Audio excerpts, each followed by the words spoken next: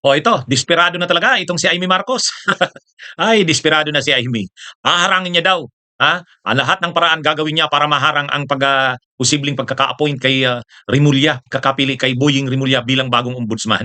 Ang ginagamit niyang, sangkalan yung sinampa niyang, reklamo kontra kay Remulla at iba pa doon sa pagkakaaresto kay Duterte. Pero sabi naman ni Remulla, tama naman yung ano ni Remulla, hindi dapat maging dahilan yun, ginawa niya lang naman ang tungkulin niya.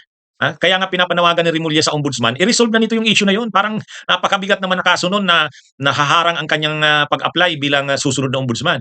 Pero yun yung ginagamit ni Amy. Sabi ni Amy, ang totoo niyan, kaya itong si Remulla gustong maging ombudsman, ipapakulong niyan si Sara. Ayan, kung ano-ano ng issue mga sinisingit ni Amy.